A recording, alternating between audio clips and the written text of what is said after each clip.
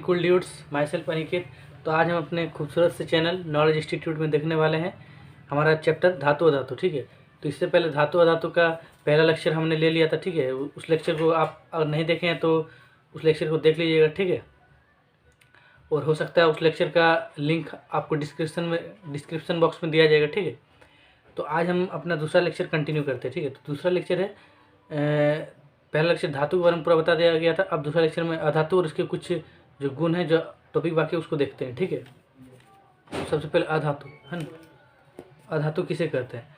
तो देखिए, जब हम आपको धातु पढ़ा रहे थे तो धातु में बताए थे जो अगाधवर्ध हो, जो तन्य हो, जिसका चमक हो, है ना, जो विद्युत और उष्मा का सुचालक हो।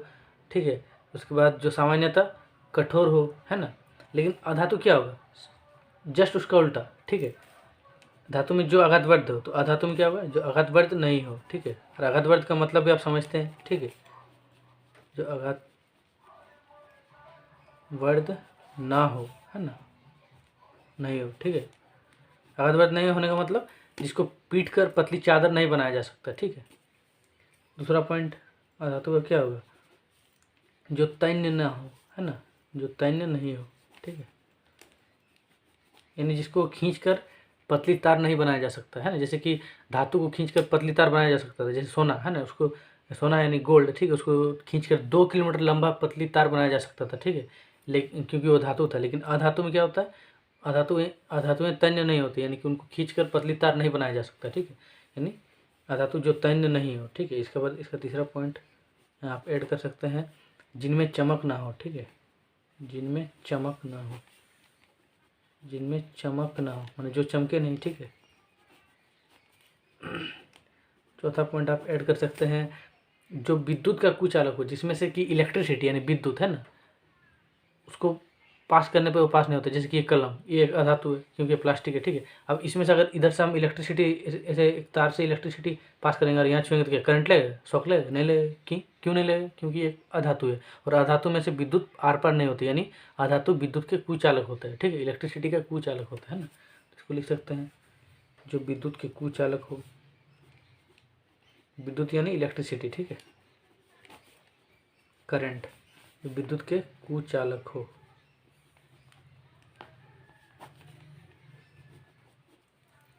ठीक, और इसका पांचवा point last but not the list, है ना, last point but not the list point. Okay, last है और उसके अलावा और भी पॉइंट हो सकता है, लेकिन हमारे लिए 5 इनफ है। ठीक है, पांचवा पॉइंट क्या है, जो सामान्यतः कठोर ना हो, है ना, तो कठोर ना हो।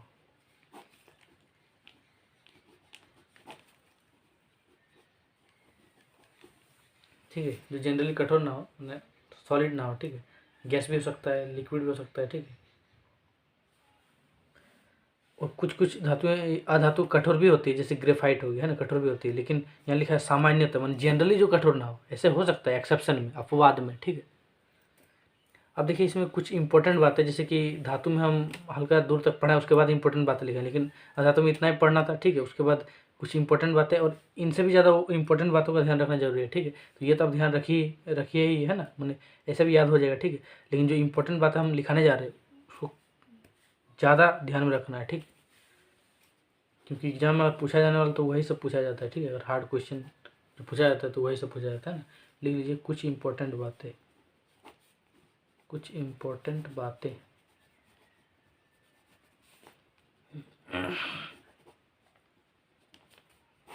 क्या इंपॉर्टेंट बातें, जैसे कि देखिए मैंने अधातु के बारे में कुछ इंपॉर्टेंट बातें, जैसे कि पहला इंपॉर्टेंट बात जो है ये है, यहाँ पे लिख लीजिए, ब्रोमीन। ब्रोमीन भी एक अधातु है ना। ठीक है, तो ब्रोमीन अधातु है। ठीक है, इसको बी आर से डिनोट करते हैं। ठीक है, बी आर। तो ब्रोमीन एक ऐसी अधातु है ना, ऐसी अधातु है। ठीक है, देखिए ब्रोमीन एक ऐसी अधातु है जो कि द्रव में होती है ना, मतलब जो लिक्विड स्टेट में होती है, द्रव अवस्था में होती है ना।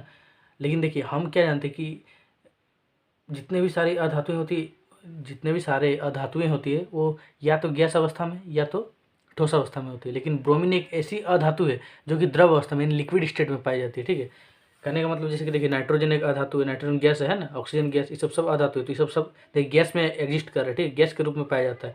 उसी प्रकार से मान के चलिए ग्रेफाइट हो गया, है ना, उसके बाद मान के चलिए आपका लकड़ी हो गया, ये पेन हो गया, ये सब भी अधातु है। तो देखिए ये सब कठोर में पाया जा रहा है, ठीक है, या तो कठोर में पाया जा रहा है या तो गैस में पाया जा रहा है, लेकिन लिक्विड में कोई नहीं पाया जाता। लेकिन एक ऐसी अधातु है ना, जिसका नाम ब्रोमीन है, जो कि अधातु होते हुए भी लिक्विड में पाया जाता है, यानी द्रव अवस्था में पाया जाता है, ठीक है। तो वही यहाँ पे लिखा है, ठीक है। ब्रोमीन एक ऐसी अधातु है जो द्रव अवस्था है ना, लिक्विड स्टेट, जो द्रव अवस्था यानी लिक्विड स्टेट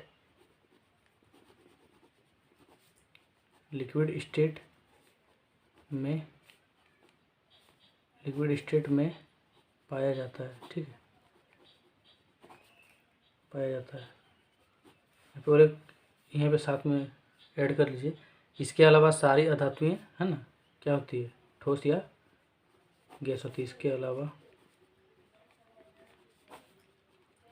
सारी अधातुएं है ना, नॉन मेटल्स अधातुएं,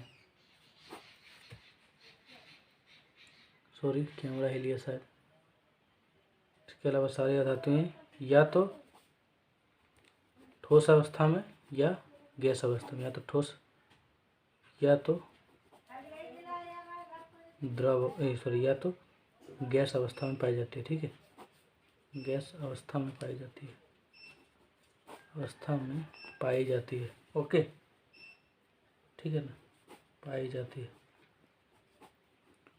अब तब तक इसे नोट कर लीजिए, साथ साथ नोट्स बनाते जाना है, ठीक है। आप इसे नोट कर लीजिए, तब तक हम अगर कैमरा देख लेते हैं, ठीक है। कैमरा में शायद फोकस अगर गड़बड़ है, नहीं बिल्कुल ठीक है, ठीक है। हाँ चलिए आप इसको नोट कर लीजिएगा। ऐसा भी वीडियो है, आप 10 सेकंड पीछे करके भी नोट कर सकते हैं, ठीक है। चलिए अब हम आगे बढ़ते हैं ना, ठीक है ना। कैमरा का फोकस ओके, हल्का कैमरा हिल गया था। चलिए अब जो हमारा दूसरा इम्पोर्टेंट बात है वो क्या है, देखिए। पहला इम्पोर्टेंट बात हो गया है ना, दूसरा इम्पोर्टेंट बात यहाँ पर हम दिखा देते हैं, ठीक है। देखिए विजिबल है ना जी, हाँ चलिए। दूसरा इम्पोर्टेंट बात अधातु के बारे में है ना, आयोडीन। आयोडीन भी एक अधातु है, ठीक है। देखिए हम क्या जानते हैं कि जितनी भी सारी धातुएं होती है, धातु यानी मेटल्स, वो चमकीला होती है ना। धातुओं का जब गुण लिखा रहता है, जब उसका परिभाषा लिखा रहता है, उसी के साथ उसका गुण लिखा रहता है, ठीक है। पहला लेक्चर में आप नहीं देखे तो देख सकते हैं, ठीक है। तो उसमें हमने डिस्कस किया था कि जो धातुएं होती है वो क्या होती है, जो धातुएं होती है वो आपका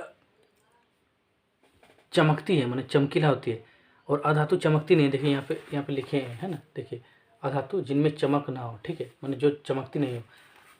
लेकिन आयोडीन एक ऐसी अधातु है, ठीक है, आयोडीन एक गैस होती है ना, तो जो गैस है वो अधातु है, ठीक है। तो आयोडीन एक ऐसी अधातु है जो चमकती है, जबकि अधातु कभी चमकती नहीं, लेकिन आयोडीन एक अपवाद है, ठीक है, एक एक्सेप्शन है जो कि चमकती है, ठीक है। तो लिख लीजिए आयोडीन है ना, जिसका सिंबल है ना, जिसका चिन्ह ऐसा होता है आई, है ना, आयोडीन का आई नोट करते हैं, ठीक है।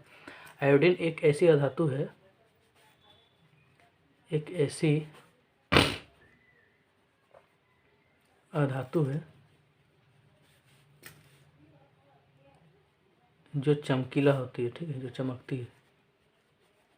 इसे पूछा जा सकता है ना, जैसे इस बार से आप लोग का ऑब्जेक्टिव एग्जाम हो रहा है ना 10th में, या कॉम्पिटिशन में तो होता ही है, तो कॉम्पिटिशन लेवल का भी यहाँ पढ़ाया जा रहा है, ठीक है। कॉम्पिटिशन में भी ऐसे क्वेश्चन आएगा, ठीक है। क्या आएगा कि एक ऐसी अधातु का उदाहरण दे जो कि चमकीला होती है। 4 ऑप्शन दे देगा, उसमें से एक ऑप्शन आयोडीन रहेगा, तो आपको ये टिक मारना है, ठीक है। उसके बाद नेक्स्ट जो इम्पोर्टेंट बात है ना, इम्पोर्टेंट पॉइंट है वो है, देखिए आपने कार्बन के बारे में सुना होगा, जिसको हम लोग सी से डिनोट करते हैं ना। देखिए कार्बन एक ऐसी धातु है ना जो अलग अलग रूप में पाया जाता है, या तो वो डायमंड के रूप में पाया जाएगा, यानी हीरा के रूप में, ठीक है, या तो ग्रेफाइट के रूप में, है ना। आप ग्रेफाइट सुना है, जो पेंसिल के अंदर देखिएगा रहता है ना, पेंसिल के अंदर काला रंग का, वो ग्रेफाइट होता है, ठीक है। तो वो कार्बन का ही एक रूप होता है ना, जिसको अपर रूप बोलते हैं ना। तो देखिए यहाँ पर वही लिखा दे रहा है, ठीक है, कार्बन है ना, जिसको हम लोग सी से डिनोट करते हैं, ठीक है, कार्बन सी एक ऐसी अधातु है, एक ऐसी अधातु है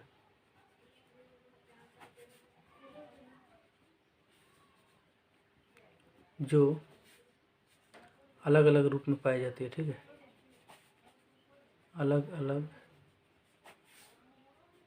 रूप में पाई जाती है, अलग अलग रूप में पाई जाती है। आप साथ साथ नोट्स बनाते चलिए। पाई जाती है ना। और प्रत्येक रूप को हम लोग क्या कहते हैं, उसका अपर रूप कहते हैं ना। प्रत्येक रूप को देखिए यहाँ अपर रूप का हम हल्का अलग पेन से लिख देते हैं ताकि आपको अच्छा से विजिबल हो, ठीक है। अपर रूप है ना, अपर रूप कहते हैं, ठीक है। यहाँ अपर रूप को काला पेन से लिख दिए, अपर रूप कहते हैं, है ना। अब यहाँ साथ में हल्का पैराग्राफ चेंज करके लिख लीजिए, है ना, क्योंकि ऐसा पूछा जा सकता तो कि हम पहले लिखा है तो उसका बोलते हैं, ठीक है। हीरा, ग्रेफाइट और भी सारा होता है, जैसे कि आप सुने होंगे बंक मिनिस्टर फुलेरिन, है ना, फुलेरिन जो होता है, ठीक है। तो हीरा, ग्रेफाइट इत्यादि कार्बन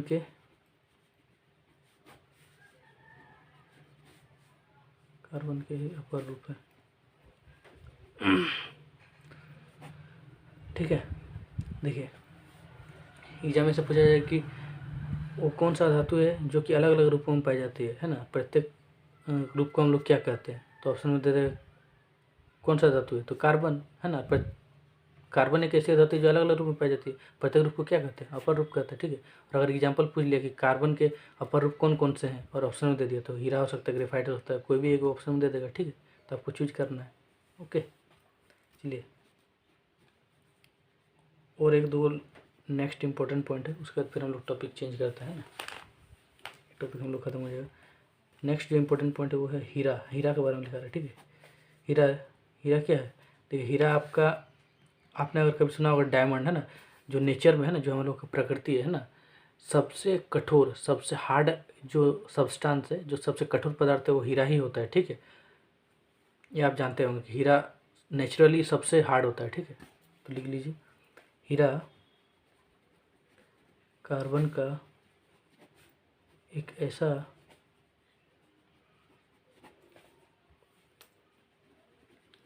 अपर रूप है, अपर रूप है जो सबसे ज़्यादा क्या होता है, कठोर होता है, जो सबसे ज़्यादा कठोर प्राकृतिक पदार्थ है, कठोर प्राकृतिक पदार्थ। देखिए प्राकृतिक है ना, मानव निर्मित नहीं है, इसको मानव ने नहीं बनाया हीरा को, है ना, ये प्राकृतिक है, ठीक है, नेचुरली है, ये आर्टिफिशियल नहीं है, ठीक है, इसे मानव ने नहीं बनाया, ये प्राकृतिक है, ठीक है, नेचुरल, सबसे ज़्यादा कठोर प्राकृतिक पदार्थ,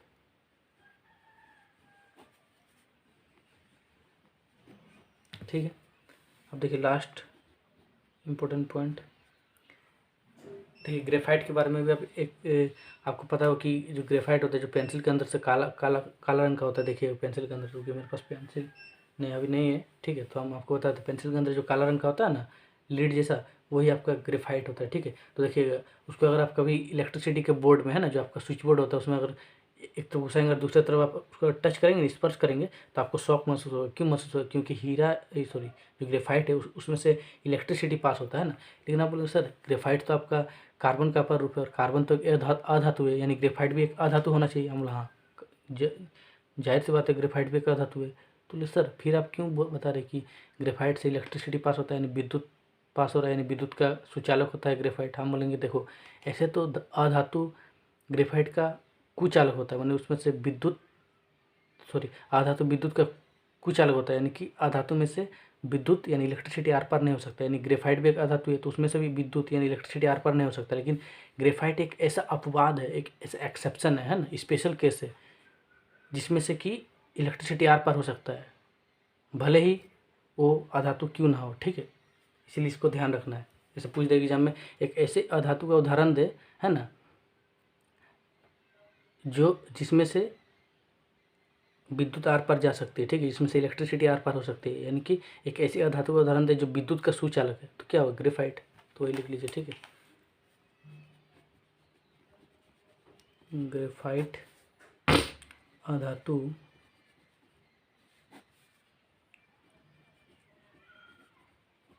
कार्बन का एक ऐसा, कार्बन का एक ऐसा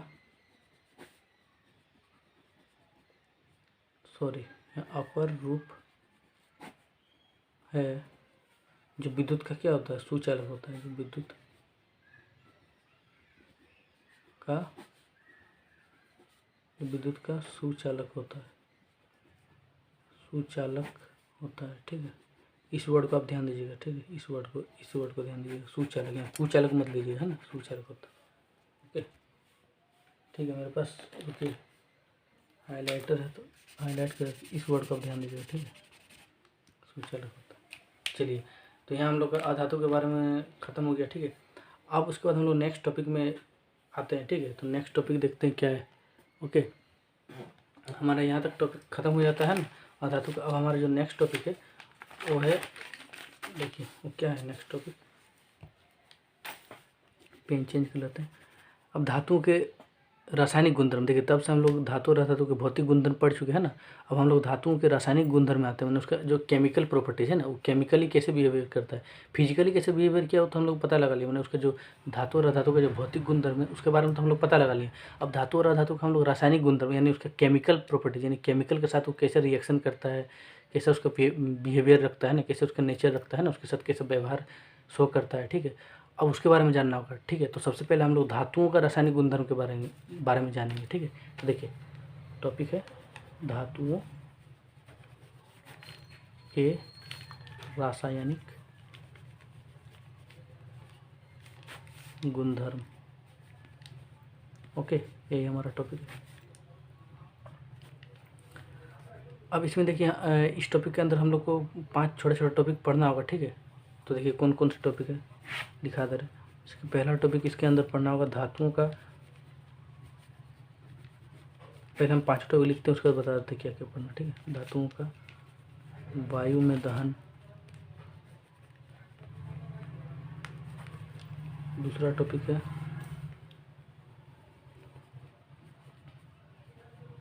धातुओं का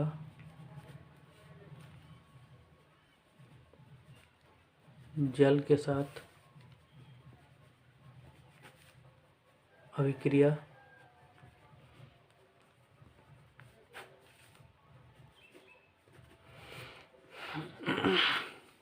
धातुओं का एसिड के साथ अभिक्रिया, लिख देते उसको समझा देते, ठीक है। धातुओं का अम्ल है ना, अम्ल बोले तो एसिड के साथ रिएक्शन है ना, के साथ रिएक्शन, ठीक है, अभिक्रिया।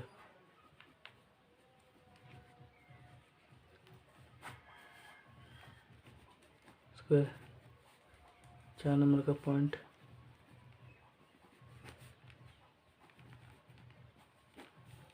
अन्य धातु लवणों के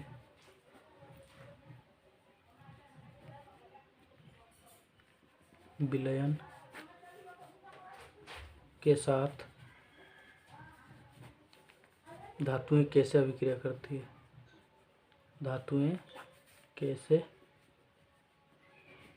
अभिक्रिया करती है।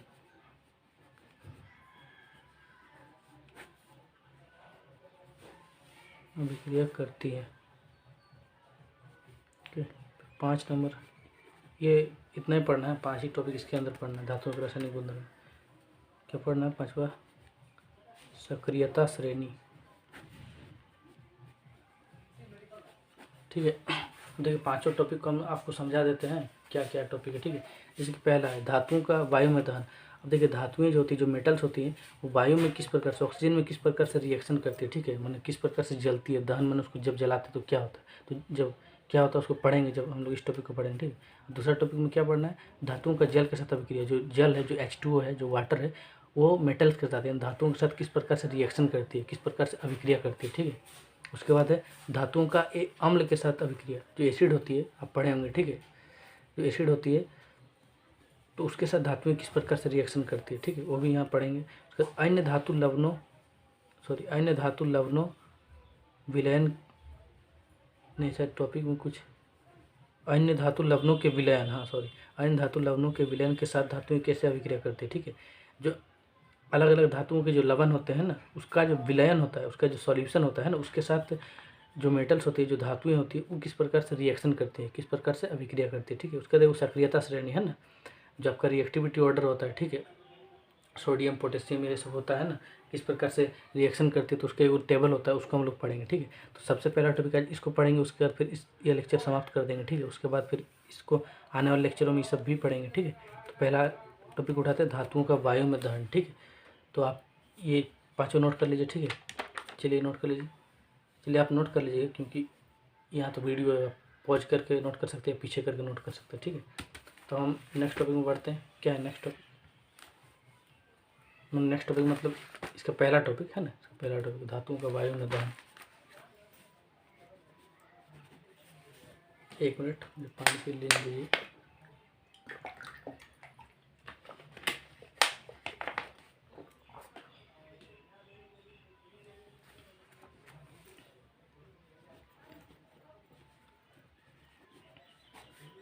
धातुओं का वायु में दहन। ठीक है, वायु में दहन है ना।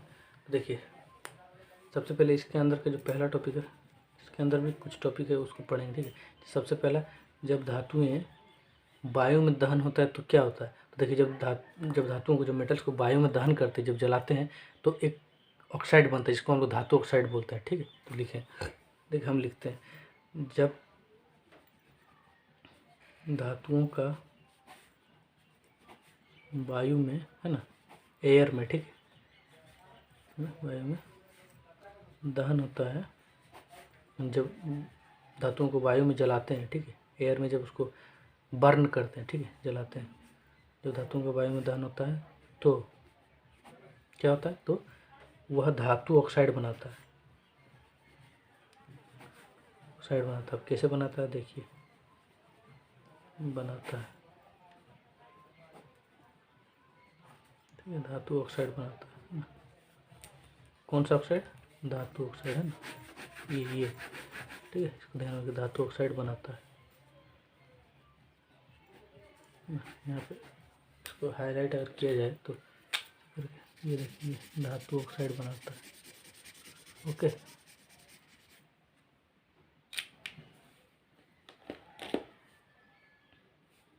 अच्छा से ये हाईलाइट हुआ, ठीक है ना। अब देखिए कैसे बनाता है, तो देखिए इसका रिएक्शन किस तरह से होता है ना। देखिए पहले यहाँ धातु रहेगा, ठीक है, यानी हाँ, पहले यहाँ धातु रहेगा, मेटल है ना, प्लस यहाँ ऑक्सीजन रहेगा, ठीक है, O2 ऑक्सीजन। जब धातु और ऑक्सीजन रहेगा तो क्या बनेगा, धातु ऑक्साइड। रिएक्शन करने के बाद, है ना, रिएक्शन करने के बाद, है ना, गिव्स धातु ऑक्साइड, है ना, वे धातु ऑक्साइड देंगे।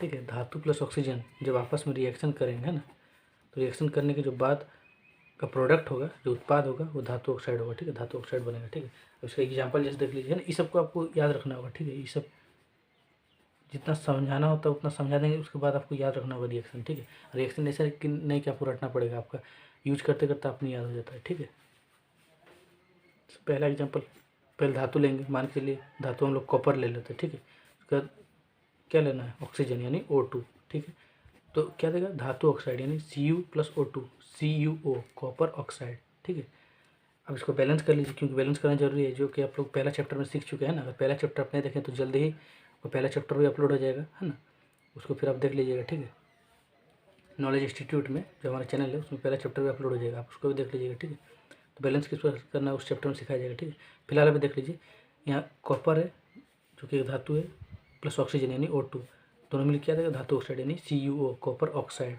धातु ऑक्साइड। ठीक है, चलिए अब इसको बैलेंस कर लेते हैं। तो यहाँ देखिए, यहाँ 2 हो जाएगा, 2Cu, यहाँ भी 2 हो जाएगा। देखिए 2 कॉपर, ऑक्सीजन 2 ऑक्सीजन। ठीक है, तो ये क्या है, कॉपर है, यहाँ पे लिख देते हैं कॉपर है। ये क्या है, ये कॉपर ऑक्साइड है। ठीक है, कॉपर 2 ऑक्साइड है ना, कॉपर का वैलेंसी 2 है। ठीक है, वैलेंसी सब अगर नहीं जानते तो ये सब 9 क्लास में पढ़े होंगे। ठीक, कॉपर 2 ऑक्साइड, फिलहाल तो आपको याद रखना कि कॉपर 2 ऑक्साइड है। ठीक है, कॉपर 2 ऑक्साइड, रुकिए यहाँ अच्छा लिख देते हैं, कॉपर 2 ऑक्साइड। यहाँ 2 कैसे आया, 2 यहाँ रोमन नंबर 2 लीजिए। ठीक ठीक है। 2 कैसे है, आपको पता होगा कि कॉपर का जो वैलेंसी होता है वो 2 होता है, ठीक है, Cu2+। और पढ़े होंगे तो, नहीं पढ़े होंगे तो फिर 9 में आपको पढ़ा जाता है। 9 क्लास का ये वीडियो आप नॉलेज इंस्टीट्यूट से देख सकते हैं, जल्दी ही अपलोड होने वाला है, ठीक है। चलिए, तो ये हो गया, ठीक है, एक एग्जाम्पल। अब अगर और एग्जाम्पल लेना चाहते हैं तो एक ही एग्जाम्पल काफ़ी होता है, लेकिन फिर भी अगर एक एग्जाम्पल लेना चाहते हैं तो फिर से एक धातु ले लीजिए। मान के चलिए इस पर हम लोग ले लेते हैं एल्युमिनियम, ठीक है, कोई भी धातु ले सकते हैं, ठीक है। हम लोग मान के चलिए एल्युमिनियम लेते हैं, जो स्टैंडर्ड एग्जाम्पल होता है उसी को लेते हैं, ठीक है। एल्युमिनियम, फिर क्या है, ऑक्सीजन यानी O2, ठीक है। दोनों रिएक्शन करके क्या लगेगा, धातु ऑक्साइड।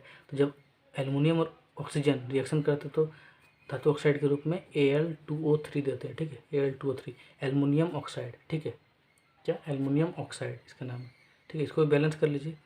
तो बैलेंस करने के लिए मान के लिए यहाँ 2 4 या 4, ठीक है। देखिए 4 एल्युमिनियम, यहाँ भी 2 2 4 एल्युमिनियम, ठीक है। यहाँ पे ऑक्सीजन 2 है, यहाँ पे 2 3 6 ऑक्सीजन, तो यहाँ पे 3 लगे, तो ये देखिए बैलेंस हो गया, ठीक है। बैलेंस करना आपको आता है ना, नहीं तो फिर चैप्टर 1 देख लीजिए, ठीक है। तो ये क्या है, ये एल्युमिनियम है, ठीक है, ये सब लिख लीजिएगा। एल्युमिनियम बहुत किसी को पता नहीं होता है, ठीक है। एल्युमिनियम तो पता होता है, लेकिन ये सब का नाम नहीं पता होता। एल्युमिनियम, ये क्या है, एल्युमिनियम ऑक्साइड है ना, एल्युमिनियम ऑक्साइड, ठीक है। तो हो गया, इतना तक हो गया। अब देखिए यहाँ पे एक नोट लगा कर लिख लीजिएगा, है ना, ऐसा आपको समझा दे रहे। देखिए जितना भी धातु है ना, वो जब ऑक्सीजन के साथ अभिक्रिया करते हैं तो क्या बनाती है, धातु ऑक्साइड बनाती है, ठीक है। तो जितना भी धातु ऑक्साइड होता है उसका जो बिहेवियर होता है ना, मतलब उसका जो व्यवहार होता है, यानी जो उसका नेचर होता है, ठीक है, उसका जो प्रकृति होता है वो क्षारीय होता है, यानी बेसिक प्रकृति का होता है, ठीक है, क्षारीय प्रकृति का। यानी जो धातु ऑक्साइड बना, अगर उसको उसका जब अगर टेस्ट करेंगे तो वो आपका कड़वा लगेगा, ठीक है, क्षार लगेगा, ठीक है, बेस लगेगा, ठीक है, क्षारीय उसका प्रकृति होता है, ठीक है। तो आप नोट लगा लिख सकते हैं, क्या लिख सकते हैं कि सामान्यतः धातु ऑक्साइड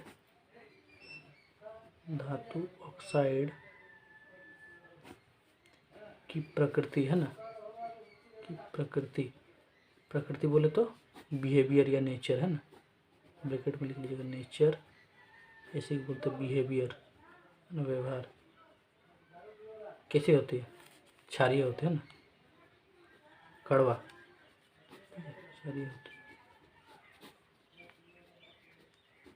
ठीक। फिर नोट लगा लिख लीजिएगा ना, बंद कर दे। ओके, ये हो गया, ठीक है। देखिए कैमरा में विजिबल है, पूरा विजिबल होगा, है ना। चलिए अब हम आगे बढ़ जाते हैं।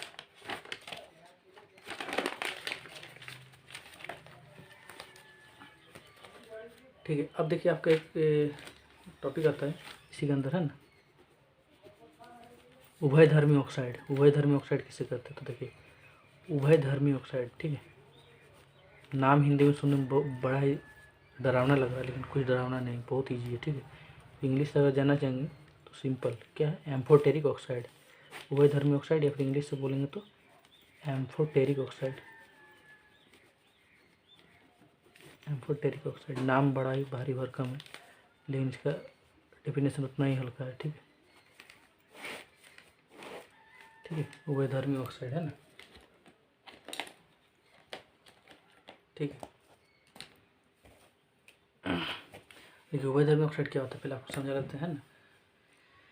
देखिए जब कोई धातु ऑक्साइड है ना, धातु ऑक्साइड है ना, मेटल ऑक्साइड जो अभी बना इससे पहले, ठीक है, जब कोई धातु ऑक्साइड अम्ल तथा क्षारक दोनों से ही अभिक्रिया करती है ना, और अभिक्रिया करने के बाद लवण यानी सॉल्ट है ना, नमक, नमकीन, और जल देते हैं, है ना, तो उस प्रकार के धातु ऑक्साइड को हम लोग उभयधर्मी ऑक्साइड कहते हैं, ठीक है। क्या मैंने बोला, जब कोई धातु ऑक्साइड एसिड तथा बेस यानी अम्ल तथा क्षारक दोनों के साथ रिएक्शन करके यानी अभिक्रिया करके लवण तथा जल यानी सॉल्ट प्लस वाटर का निर्माण करती है, ठीक है, तो उस प्रकार के ऑक्साइड को हम लोग उभयधर्मी ऑक्साइड कहते हैं, ठीक है।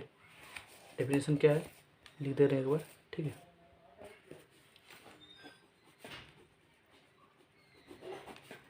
जैसे धातु ऑक्साइड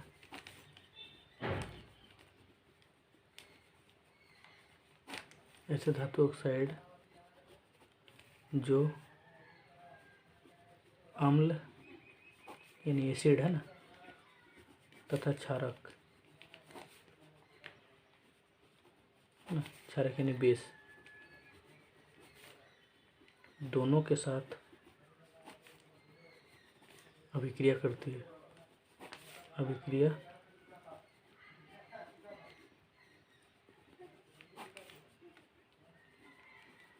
करती है और अभिक्रिया करने के बाद क्या देती है, और लवण तथा जल है ना, लवण, लवण यानी सॉल्ट, ठीक है, नमकीन, तथा जल,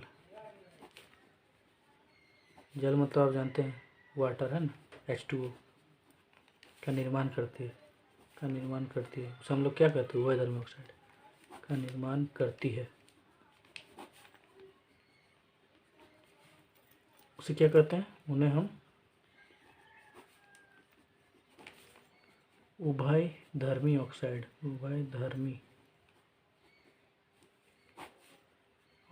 कहते हैं।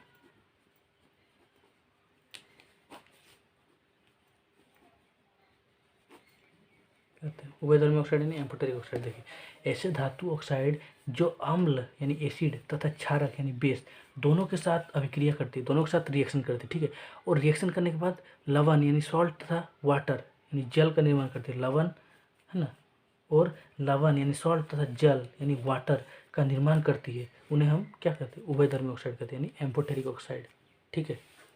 इसका एग्जाम्पल, जैसे एक बेस्ट एग्जाम्पल अगर आप देखना चाहेंगे, ठीक है, सॉरी का, ठीक है पेज, ठीक है, इसका एग्जाम्पल देखना चाहेंगे तो आपको एल्युमिनियम ऑक्साइड है ना, एल्युमिनियम ऑक्साइड Al2O3, जैसे ये है ना एल्युमिनियम ऑक्साइड Al2O3 आपको दिख रहा होगा, ठीक है, तो ये आपका बेस्ट एग्जाम्पल है। ये एसिड है ना और बेस दोनों के साथ रिएक्शन करती है, ठीक है, और सॉल्ट और वाटर का निर्माण करती है, ठीक है, लवण तथा जल दोनों का ही निर्माण करती है, दोनों ही देती है, ठीक है। एग्जाम्पल लिख लीजिए Al2O3, इसका रिएक्शन भी लिख लीजिए, ठीक है, इसका रिएक्शन जैसे,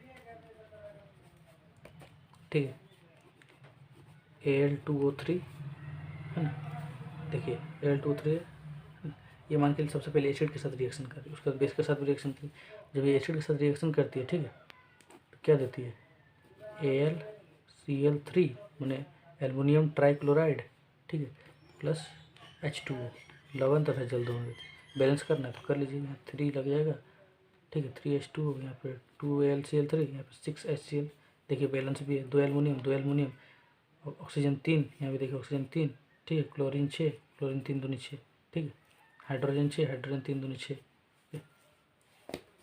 और एक ये तो देखिए एसिड के साथ रिएक्शन करके लवण तथा जल दोनों दिया है ना, AlCl3 लवण, AlCl3 सॉल्ट और H2O जल, ठीक है, और देखिए सिमिलरली अगर Al2O3 अगर बेस के साथ रिएक्शन करेगी, ठीक है, बेस के साथ, बेस मान के लिए कुछ भी ले लीजिए, जैसे कुछ भी मतलब क्या, जैसे NaOH है ना, तो रिएक्शन करके क्या देगी, NaAlO2, ठीक है, प्लस H2O, ठीक है, इसको बैलेंस कर लीजिए, 2 NaOH है ना, यहाँ पर 2 लग जाएगा, ठीक है, बस हो गया, बैलेंस हो गया, ठीक है। तो देखिए एल्युमिनियम ऑक्साइड जब NaOH यानी बेस के साथ रिएक्शन करे तो सोडियम एल्युमिनेट और वाटर यानी एक सॉल्ट और एक वाटर दे रही है, ठीक है। देखिए एल्युमिनियम ऑक्साइड एसिड के साथ रिएक्शन करके भी एक लवण तथा जल दे रही है ना, और एल्युमिनियम ऑक्साइड बेस के साथ रिएक्शन करके भी लवण तथा जल दे रही है, तो एल्युमिनियम ऑक्साइड क्या है, एक उभयधर्मी ऑक्साइड है, ठीक है, यानी एम्फोटेरिक ऑक्साइड है ना। इसका देखिए इसका नाम आप लिख लीजिएगा, ठीक है, इसका नाम बोले थे ना कि NaAlO2, ये हम तो जानेंगे कि Al2O3 क्या है, उभयधर्मी ऑक्साइड। अब देखिए इसका नाम NaAlO2 सोडियम एल्यूमिनेट है ना, आपको दिख रहा है सोडियम एल्यूमिनेट, देखिए सोडियम एल्यूमिनेट, ओके। अब देखिए हम आगे बढ़ते हैं, ठीक है ना, हल्का सा कैमरा में प्रॉब्लम आ गया था, ठीक है। अब देखिए एक आपको पता हो कि कुछ धातु ऑक्साइड होते हैं ना, उसको अगर आप जल में घोल दीजिएगा ना तो जल में घोलने पर वो क्षार देता है, ठीक है, वो बेस हम लोग को देता है, ठीक है, बेस प्रोवाइड करता है, यानी क्षार प्रदान करता है, ठीक है ना, तो क्षार प्रदान करता है ना। तो देखिए है ना, लिख लीजिए कुछ धातु ऑक्साइड है ना, हल्का 1 मिनट कलम चेंज कर देते हैं, कुछ धातु ऑक्साइड, मतलब ब्लैक पेन नहीं मेरा ख़त्म हो गया था, ठीक है। कुछ धातु ऑक्साइड जल में घुलकर क्षार देते हैं ना, क्षार यानी बेस है ना, बेस प्रदान करते हैं, क्षार प्रदान करते, ठीक है। क्षार प्रदान करते हैं यानी क्षार देते हैं, ठीक। देखिए है ना, तो कुछ धातु ऑक्साइड जल में घुलकर क्षार प्रदान करते हैं। ओके, समझ गए। देखिए कुछ कोई भी धातु ऑक्साइड को अगर जल में हम डाल देंगे ना, मैंने घोल देंगे, ऐसे करके घोल देंगे, ठीक है, तो वो जल में घुलने के बाद क्षार देते हैं ना, तब से मैं बता रहा हूँ, ठीक है। इसका एक एग्जाम्पल, जैसे कि मान के चलिए कोई भी धातु ऑक्साइड लेते हैं ना, इसका एग्जाम्पल लेते हैं, ठीक है। कलम चेंज कर देते हैं, ठीक है। जैसे मान के चलिए कोई भी धातु ऑक्साइड लीजिए, मान के चलिए हम लेते हैं पोटेशियम ऑक्साइड, ठीक है, K2O है ना, ठीक है, जो कि सॉलिड होता है। और उसके बाद वाटर लेते हैं ना, जल में घोलना है ना, इसीलिए वाटर है ना, H2 जो कि लिक्विड होता है। दोनों रिएक्शन करके क्या देगा, धातु ऑक्साइड जल में घुलकर क्या देते, क्षार देते, तो क्षार देना चाहिए, तो K2O + H2O मिलकर क्या देगा, KOH है ना, माने पोटेशियम हाइड्रोक्साइड, एक क्षार देगा, ठीक है। रिएक्शन को बैलेंस करने का है तो बैलेंस कर लीजिए, ठीक है, KOH एक्वस, ठीक है। अब देखिए यहाँ ये सब मत कन्फ्यूज हो जाएगा, ठीक है, कि सॉलिड, लिक्विड, एक्वस ये सब कैसे लिखते हैं सर, हमको पता नहीं। तो अगर ये सब पता नहीं तो ये सब आपको चैप्टर 1 में पढ़ाया गया है, जो कि जल्द ही आपका नॉलेज इंस्टीट्यूट में, मतलब हमारे इस चैनल में अपलोड हो जाएगा, ठीक है, आप देख लीजिएगा। तो फिलहाल के लिए तो इतना ध्यान रखिए कि K2O जो एक सॉलिड होता है, इसलिए इसका सॉलिड लिखे है ना, S यानी ठोस होता है, ठीक है। H2O लिक्विड होता है यानी जल, द्रव होता है, ठीक है, इसलिए L लिख दिए, ठीक है। और KOH देखिए धातु ऑक्साइड जल में घुलने के बाद बेस दे रहा है, तो KOH एक बेस है ना, एक क्षार है, ठीक है, और जो कि एक्वस है, ठीक है। और रिएक्शन को बैलेंस कर दीजिए, ठीक है, तो ये आपका हो गया। इस प्रकार यहाँ K2O हुआ यानी कि पोटेशियम ऑक्साइड। इस प्रकार आप यहाँ सोडियम ऑक्साइड भी ले सकते हो, मतलब सोडियम का भी धातु ऑक्साइड ले सकते हैं, ठीक है, यानी Na2O धातु ऑक्साइड, सोडियम का धातु ऑक्साइड, ठीक है, Na2O, ठीक है, सोडियम ऑक्साइड। इसको भी, ये भी एक सॉलिड होता है, इसको भी जल में घोलिए है ना, यानी कि लिक्विड में H2O लिक्विड, दोनों रिएक्शन करके क्या देगा, क्षार देगा, ठीक है, बेस देता है। तो Na2O + H2O क्या देगा, हाँ NaOH, ठीक है, NaOH, ठीक है, ये भी एक्वस रहेगा। अब इसको बैलेंस कर लीजिए, यहाँ आगे 2 लगा दीजिए, ठीक है, बैलेंस रिएक्शन बस हो गया है ना। अब देखिए, अब आपका एग्जाम में ज़्यादातर यहाँ तक तो हो गया, ठीक है। अब आपके एग्जाम में ज़्यादातर क्वेश्चन आप सुने होंगे, और नहीं भी सुने होंगे तो ऐसा क्वेश्चन जरूर से आता है, ठीक है, इस बार के लिए भी इंपॉर्टेंट है, ठीक है। आपको पता होगा, देखिए सोडियम जो होता है ना, सोडियम है ना, पोटेशियम, जितना भी सोडियम ये सब होता है ना, ये सब को अगर खुला में छोड़ देते हैं तो अचानक से आग पकड़ लेता है ना, एकदम अचानक से आग पकड़ लेगा, ठीक है। अब उसी को पूछ लेता है कि अचानक से आग पकड़ता है, ठीक है, तो उसको रोकने के लिए क्या करेंगे, तो उसको रोकने के लिए हम लोग केरोसिन तेल में डुबो कर रखते हैं ना। तो क्वेश्चन पूछ लिया जाता है कि सोडियम को हम लोग केरोसिन तेल में डुबो कर क्यों रखते हैं, है ना। तो देखिए उसी को हम लोग पहले आंसर लिखा देते हैं ना, उसके बाद समझाते कि क्यों रखते हैं, ठीक है, उसके बाद लिखा देते हैं। तो चलिए हम लोग यहाँ पे जैसे आएगा है ना, सोडियम को केरोसिन यानी केरोसिन तेल है ना, केरोसिन में डुबो कर है ना, डुबो कर क्यों रखा जाता है, ठीक, डुबो कर क्यों रखा जाता है ना, ऐसा आपको क्वेश्चन आ सकता है, ठीक है। तो पहले हम इसका आंसर आपको लिख देते, उसको हम समझा देते, ठीक है, एकदम अच्छा से, ठीक है। पहले लिख देंगे, उसके बाद आपको अगर बोलेंगे ना याद करना तो आपको याद नहीं होगा, ठीक है। लिखने के बाद समझना जरूरी है, क्योंकि हम यहाँ समझने आए हैं, ठीक है, नॉलेज गेन करने हैं, ठीक, ठीक है ना। तो इसका हम आंसर लिख देते पहले, उसको समझा देते, ठीक है। ये आंसर देखिए क्या कहा है यहाँ पे, सोडियम को केरोसिन तेल में डुबो कर क्यों रखा जाता है, ठीक है। तो अब इसका आंसर हम पहले लिख देते, उसका इसको समझा, ठीक है। पोटेशियम तथा सोडियम जैसी जैसी कुछ धातुएं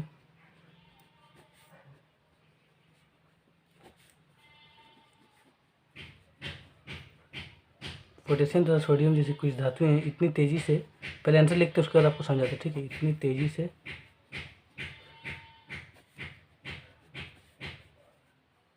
अभिक्रिया करती है, ठीक है,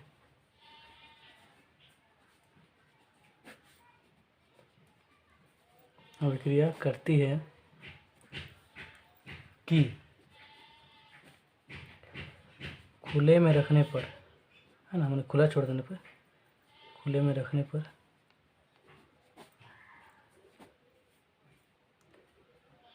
ये आग पकड़ लेती है,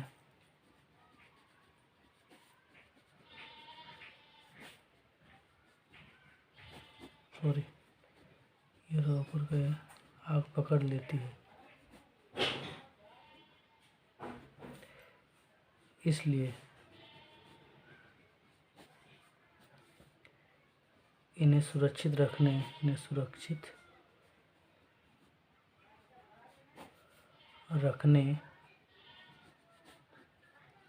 तथा अचानक आग लगने से रोकने, अचानक आग लगने से रोकने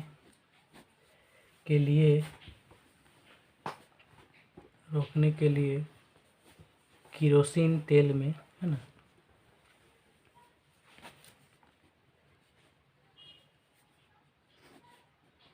तेल में डुबो कर रखा जाता है। ठीक है, डुबो कर रखा जाता है। देखिए यहाँ तक आंसर लिख दिए। अब इसको हम लोग समझा दें। ठीक है, ऐसा नहीं है कि आंसर लिख दिया आप रट लिए फिर चले गए, ऐसा नहीं, समझना भी जरूरी है। ठीक है, देखिए पूछा गया कि सोडियम को केरोसिन में डुबो कर क्यों रखा जाता है।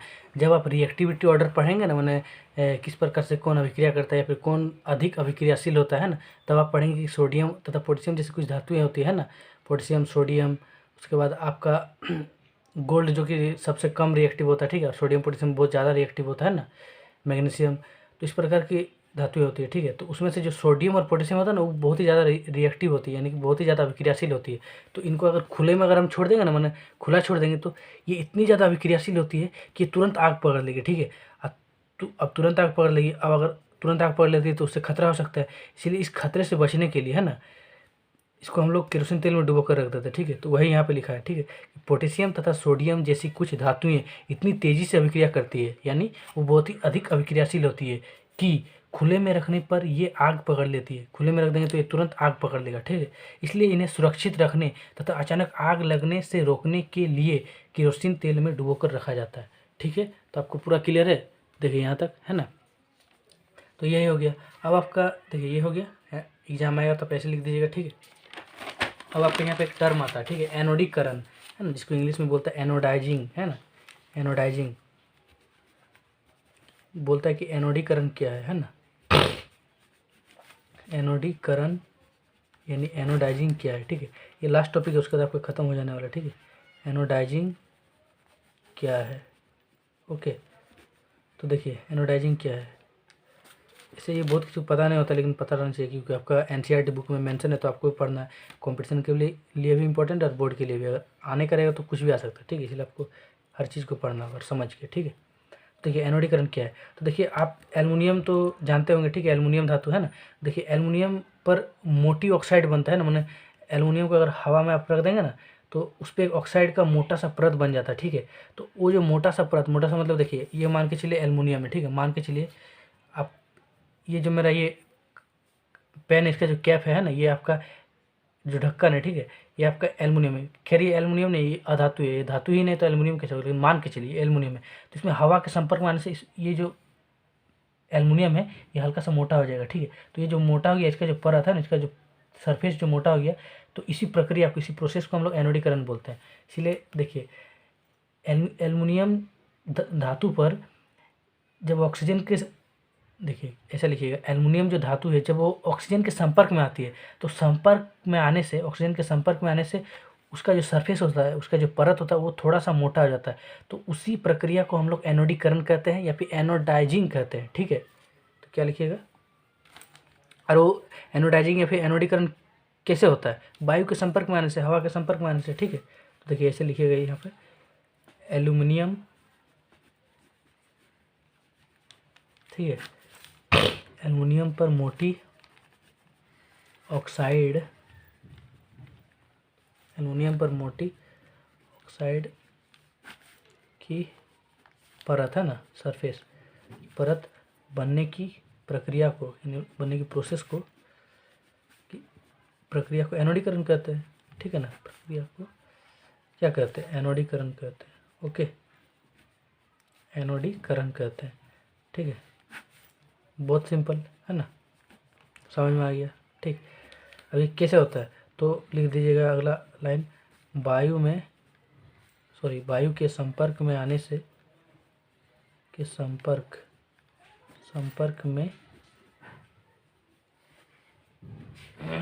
वायु के संपर्क में आने पर, ठीक है, ऑक्साइड की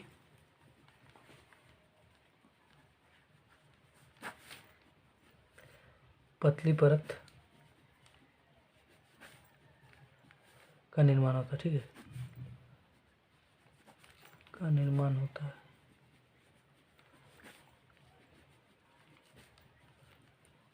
है ना। यह एल्युमिनियम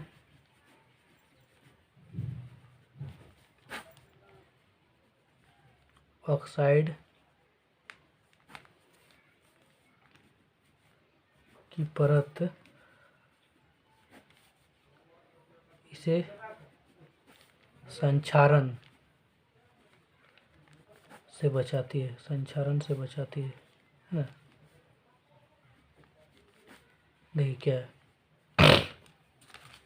देखिए आपका आज का लेक्चर खत्म हो जाना